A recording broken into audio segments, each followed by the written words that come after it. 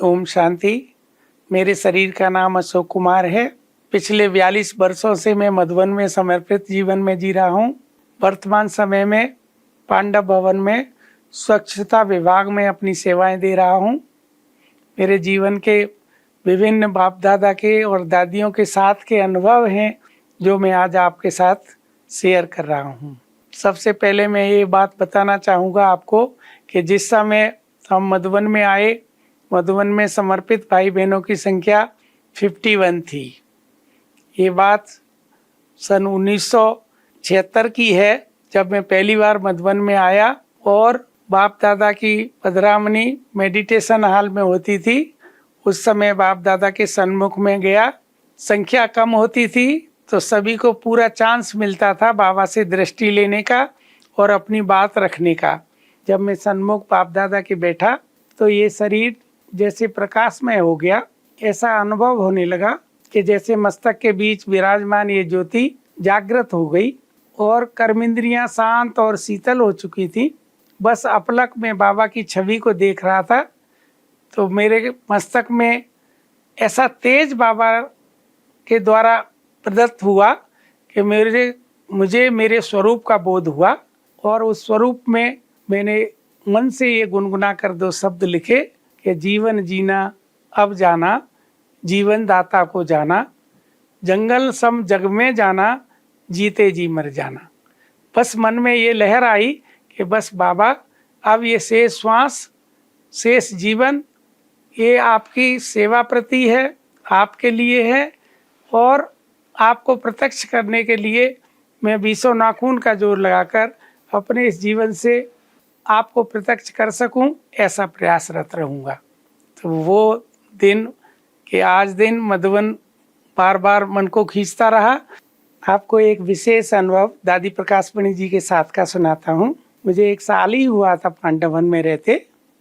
तो जैसे बरसात के दिन होते हैं ना, तो बरसात के दिनों में अपने आश्रम ये उसको खोल दिया करते थे और बाजार में जाना होता था। तो बाजार में जो चने होते हैं ना, उसमें वो सुरसुरी हो जाती है, छेद छेद हो जाते हैं ना, वो कीड़ा जैसा हो जाता है। तो उसकी दौल बना लेते हैं ना, दाल बना लेते हैं, तो उसको फिर काम में ले सकते हैं। तो ऐसे 20-20 किलो के 2 कट्टे थे जिनको लेकर मैं अपनी दादी जी की पांडव भवन में एक ही कार थी, उस कार से पोलो ग्राउंड के पास में एक चक्की थी, वहाँ पर लेकर गया। और जो कार चलाने वाला भाई था वो फिर मुझे छोड़कर आ गया और पांडव भवन आ गया। तो बाद में क्या हुआ कि 2-2:30 बज गया, तब लास्ट में उसने मेरा नंबर लगाया। तो दौल बना लिया। बनाकर फिर मैंने म्यूजियम से फ़ोन किया तो वो भाई तो सो गया था। उन दिनों लैंडलाइन फ़ोन थे, आज की तरह मोबाइल नहीं थे। तो अब मैंने सोचा अभी क्या करना चाहिए, हम तो गांव के आदमी हैं। हमने कहा ये तो छोटा सा काम है, कुछ और युक्ति निकालते हैं। तो वहाँ से एक लारी वाला जा रहा था, तो लारी वाले से मैंने पूछा, भाई जी ये पांडव हम छोड़ देंगे तो क्या लेंगे? तो कहा 6 रुपया लगेगा। तो मैंने कहा 6 रुपया तो बहुत ज़्यादा होता है, आपकी लारी का किराया कितना लेंगे? तो कहा 50 पैसा लूँगा। तो मैंने कहा लो ये पहले ले लो, 50 पैसा आपको दे देता हूँ और बाकी छोड़ के मैं आपकी लारी ला दूंगा इधर। तो मैंने क्या किया, दोनों कट्टे रख कर लारी लेकर नक्की लेके किनारे किनारे से पांडव भवन की ओर आया। तो उन दिनों क्या होता था, दादी जी दीदी जी भोजन करने के बाद पांडव भवन के गेट तक वॉकिंग करने आते थे।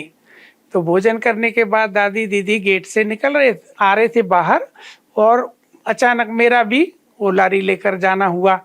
तो दादी जी ने पूछा, अरे अशोक ये क्या लेके आ गए? तो मैंने कहा दादी जी ऐसे ऐसे हुआ, मेरे को भी भूख लग रही थी और वो भाई को फ़ोन किया तो था नहीं, तो मैंने सोचा ये लारी ले जाता हूँ।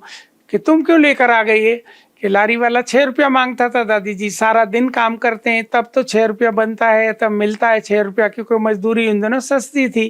तो सारा दिन काम करने पर 6 रुपया मिलता था। और मैंने कहा 50 पैसे में जो काम हो जाता है इसका किराया देकर, तो 6 रुपया बाबा का क्यों वेस्ट करना है? तो दादी ने कहा अच्छा जाओ जाओ भोजन करो, भोजन करके फिर आराम से जाना, ये छोड़ के आ जाना, कोई बात नहीं है। मैं भी भूल गया। लेकिन सुबह क्लास में दादी जी ने मुझे बुलाया और दादी ने फूल दिया और कहा देखो इकोनॉमी सीखनी है ना तो इस बच्चे से सीखो। देखो ये कहता है बाबा का जो काम 50 पैसे में होता है तो 6 रुपया क्यों डालना है? देखो तो मेरी आंख में से आंसू आ गया। दादी यज्ञ की माता, यज्ञ इतना बड़ा, लेकिन बड़े लोग कैसी छोटी बात को भी नोट करते हैं। इतनी सी बात को भी दादी ने इतना प्यार से सबको सुनाया और कहा कि देखो ये इकोनॉमी सीखनी है तो इस बच्चे से सीखो। तो जब मैं वो बात याद करता हूँ तो दादी का वो स्वरूप मेरी आंखों में झलकने लगता है कि दादी कैसे प्यार बरसाती थी और छोटी बात को भी प्रोत्साहित करके हमें कैसे महान बनाने के लिए प्रेरणा देती थी। मैं बाबा के ज्ञान के गीत भी लिखता हूँ। बाबा ने सबसे पहले ओम शांति भवन बना। जब इस कला का बाबा ने मेरे द्वारा उमड़ चली शांति की सरिता भूमंडल पर आज, ओम शांति भवन में सजे विश्व शांति के साथ ये गीत बनवाया, जिसे मैंने अव्यक्त बाप दादा को सुनाया। तो बाबा ने वरदान दिया कि बच्चे लिखते रहो, ये गीत की कला आपको भविष्य में बहुत उन्नति की ओर ले जाएगी। तो फिर बाद में मैंने मनमीत मिला सीडी के 10 गीत लिखे, जिसमें जयगोपाल भाई जी ने उनका स्वर दिया और बॉलीवुड सिंगर्स के द्वारा उन गीतों को गवाया गया। इस जैसे यादों में शिव को समाओ, ओ मानव तुम परमानंद को पाओ। यादों में शिव को समाओ, यादों में शिव को समाओ। ओ मानव तुम परमानंद को पाओ। यादों में शिव को समाओ। ये ठंडी हवाएं, लहराती लताएं, बाबा तेरी हमें यादें दिलाएं। मनमीत मिला जब से मुझको मन से अंधियारा दूर हुआ। आशा की मन में ज्योत जगी, माया ने मन से किनारा किया। इस तरह से बाबा ने मेरे द्वारा अभी रिसेंट एक गीत और बनवाया था, जिसके शब्द थे ये जिंदगी हमारी प्रभु आपका प्रसाद है, सानिध्य से आपके हर पल आबाद है। इस तरह बाबा भिन्न भिन्न समय पर सेवा कराते रहते हैं।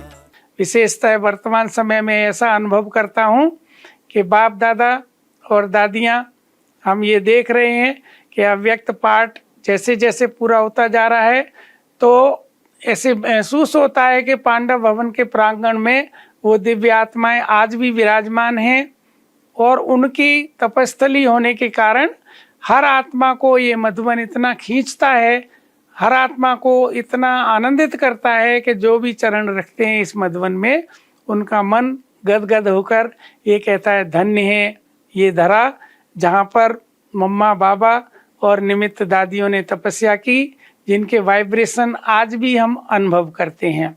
तो विशेषतः ये मधुबन का जो वर्तमान समय ये तपस्या का कुंड बन चुका है, वो हम देखते हैं सुबह से शाम तक यहाँ शांतिवन हो या ज्ञान सरोवर हो, हमारे भाई बहन आते हैं और 4 धाम की यात्रा कर बाबा का कमरा, बाबा की झोपड़ी, हिस्ट्री हॉल, शांति सम जा जाकर बाप दादा के उन गुणों को और उन शक्तियों को वर्तमान समय अपने जीवन में अर्जित करके जाते हैं।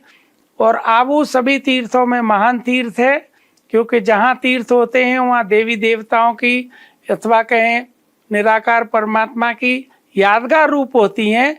लेकिन परमात्मा ने यहाँ तो चैतन्य में आकर अपना ये जो पाठ चला है, जो यहाँ पर आत्माओं को अपने गुणों और शक्तियों से भरपूर किया है, तो उनका आनंद लेने के लिए मैं आह्वान करता हूँ कि हे राजऋषि ब्रह्मावत्सो, जहाँ जहाँ भी हो आप अपनी इस तपस्थली पर आकर अपने सच्चे मन से यहाँ पधारो और इसका लाभ लो, और साथ साथ अपने जीवन को गुणों और शक्तियों से भरपूर होकर जाओ। क्योंकि वर्तमान समय ऐसा है जबकि परमात्मा आकर अपना दुलार और प्यार, वात्सल्य, स्नेह अव्यक्त रूप से लुटा रहे हैं, जो हमारी मधुबन की ये धरनी सबको ये संदेश देती है कि जहाँ ओम शांति भवन में जाकर हजारों की संख्या में नित्य प्रति विजिटर्स आते हैं और बाबा का संदेश लेकर जाते हैं, ऐसी महान पवित्र भूमि पर आपके भी चरण पड़े। ओम शांति। ये मेरा विशेष आप सभी के लिए संबोधन था। ओम शांति। यादों में शिव को समाओ।